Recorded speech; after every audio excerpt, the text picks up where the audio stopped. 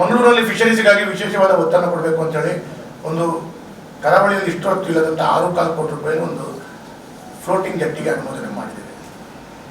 ಒಂದು 3 ಕೋಟಿ ಚಿಲ್ಲರೆಯಲ್ಲಿ ನಾಡ ದೋಣಿ ತುಂಬುದಾಣಕ್ಕೆ ಒಂದು ವ್ಯವಸ್ಥೆ ಮಾಡಿದ್ದೇವೆ. ಇದು ಎಲ್ಲದಕ್ಕಿಂತ ಒಟ್ಟಿಗೆ ಈಗ ಒಂದು ಮೊನ್ನೆ ರೀಸೆಂಟ್ಲಿ ಫ್ಯೂ ಮಂತ್ಸ್ ಬ್ಯಾಕ್ 1-2 ತಿಂಗಳ ಹಿಂದೆ ಕ್ಯಾಬಿನೆಟ್ನಲ್ಲಿ ನಾವು 22 ಕೋಟಿ ರೂಪಾಯಿನ 3ನೇ ಹಂತದ ಫಿಶರಿ ಜಟ್ಟಿಯ ವಿಸ್ತರಣೆಗೆ, ಈ ಹಿಂದೆ ಪ್ರಪೋಸಲ್ 8 ವರ್ಷದಿಂದ ಇದೆ. 8 ವರ್ಷದಿಂದ ಪ್ರಪೋಸಲ್ ಬಾಕಿ ಇತ್ತು ಗವರ್ಮೆಂಟ್ನ ಕೈಯಲ್ಲಿ. 22 ಕೋಟಿ ರೂಪಾಯಿನ ಅನುದಾನವನ್ನು ಕ್ಯಾಬಿನೆಟ್ ಇಟ್ಟು ಪಾಸ್ ಮಾಡಿಸಿ ಅದನ್ನು ಸಂಪೂರ್ಣವಾಗಿ ನೆಕ್ಸ್ಟ್ ಟೆಂಡರ್ ಕರೆದು ಅದರ ಪ್ರಕ್ರಿಯೆಗಳು ಇನ್ನು ಪ್ರಾರಂಭ ಆಗಬೇಕಷ್ಟೇ. ಇದು ಸ್ವಲ್ಪ ಅದರ ಕಾಮಗಾರಿಗಳು ಬೆಂಗಳೂರಿಗೆ ಬರುತ್ತೆ, ಉಳಿದದು ಈ ಧಕ್ಕೆ ಪ್ರದೇಶದ ವಿಸ್ತರಿಸುವಂಥ ಕೆಲಸ ಕಾರ್ಯಗಳು ಬರುತ್ತೆ.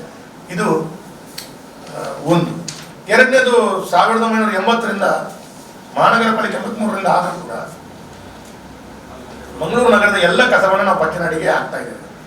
10 ಲಕ್ಷ ಟನ್ ಲೆಗಸಿ ವೇಸ್ಟ್ ಇದೆ, 10 lakhs ಟನ್. ಆ 10 ಲಕ್ಷ ಲೆಗಸಿ ಟನ್ ಇದ್ದ ಉಳಿದಂಥ ಏನು ಇದೆ ಅದನ್ನು ಕ್ಲಿಯರ್ ಮಾಡಬೇಕಾದ್ರೆ ಎಲ್ಲವೂ ಕೆಲಸ ಕಾರ್ಯಗಳಾಗಬೇಕು ಅಂತೇಳಿ ಅದಕ್ಕೆ ಕ್ಯಾಬಿನೆಟ್ನಲ್ಲಿ ಸುಮಾರು 74 ಕೋಟಿ ರೂಪಾಯಿ ಅನುದಾನವನ್ನು ನಾವು ಜೋಡಿಸ್ಕೊಂಡಿದ್ದೇವೆ. ಇಂಥ ಕೊರೋನಾ ಸಂದರ್ಭದಲ್ಲಿ ಇಷ್ಟೊಂದು ದೊಡ್ಡದ 2 ಮೊತ್ತದ ಅನುದಾನವನ್ನು ನಾವು ಜೋಡಿಸ್ಕೊಂಡಿದ್ದೇವೆ. ಕೊರೋನಾ ಇರುವಾಗ ಸರ್ಕಾರದ ಆದಾಯಕ್ಕೆ ಇಷ್ಟೊಂದು ಇದ್ದಿದ್ದು ಕೂಡ ಇದನ್ನು ಜೋಡಿಸಿಕೊಡುವಂಥ ಕೆಲಸ ಕಾರ್ಯಗಳನ್ನ ಇದು ಪ್ರಮುಖವಾಗಿ 22 ಕೋಟಿ ಮತ್ತು 74 ಕೋಟಿ ರೂಪಾಯಿಯಲ್ಲಿ ಈ 2 ಕಾಮಗಾರಿಗಳು ಇನ್ನು ಸ್ವಲ್ಪ ದಿವಸದಲ್ಲಿ ಅನುಷ್ಠಾನ ಆಗಲಿಕ್ಕಿದೆ. ಯಾಕಂದರೆ ಪ್ರತಿ ವರ್ಷ ಪ್ರತಿ ಸಲ ಪಚನಾಡಿ ಅಂತೇಳಿ ನಾನು ಬಾಲ್ಯದಿಂದ ಕೇಳ್ತಾ ಇದ್ದೇನೆ.